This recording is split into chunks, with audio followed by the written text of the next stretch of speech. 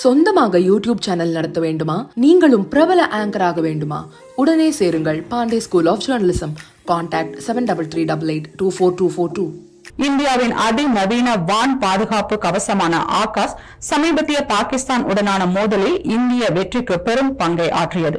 இந்த மோதலில் பாகிஸ்தானுக்கு சீனா, துருக்கி நாடுகள் மறைமுகமாக ஆதரவு செய்தன. குறிப்பாக துருக்கி வழங்கிய கைபர் OHA-3 ட்ரோன்கள் மற்றும் சீனாவின் PL-15 LR ஏவுகணைகள் பயன்படுத்தப்பட்டன.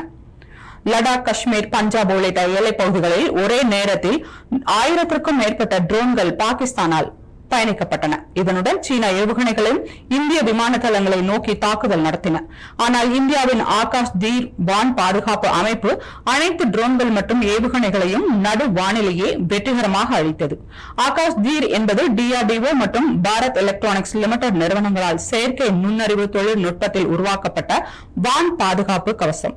இது ரேடார் மற்றும் செயற்கைக்கோள்களின் உதவியுடன் எல்லையில் நுழையும் அனைத்து விமான, ட்ரோன் மற்றும் ஏவுகணைகளை கண்டறிந்து சில நொடிகளில் அதற்கான பதிலடி தாக்குதலை ஏற்படுத்துகிறது.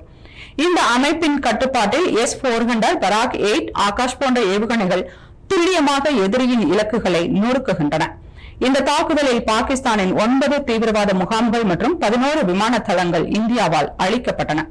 சீனாவின் HQ-9 பாதுகாப்பு அமைப்பு இந்திய ட்ரோன்களை கண்டறிய தவறவே இந்திய ட்ரோன்கள் இஸ்லாமாபாத் மற்றும் ராவல்பிண்டி பகுதிகளில் வரை சுதந்திரமாக பறந்தன. மறுபக்கம் 100% இந்திய தொழில்நுட்பத்தில் உருவான ஆகாஷ் பாகிஸ்தான் மற்றும் மற்ற நாடுகளிலிருந்து இறக்குமதி செய்த நம்மீது ஏவிய அதிநவீன ட்ரோன்களை எல்லாம் முறியடித்தது.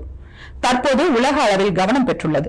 அமெரிக்கா, சீனா உள்ளிட்ட நாடுகள் இத்தகைய அமைப்பை பார்த்து அதிர்ச்சி அடைந்த நிலையில் இதுபோன்ற ஏவுகணைகளை உருவாக்கும் முயற்சியிலும் தீவிரமாக ஈடுபட்டு வருகின்றன.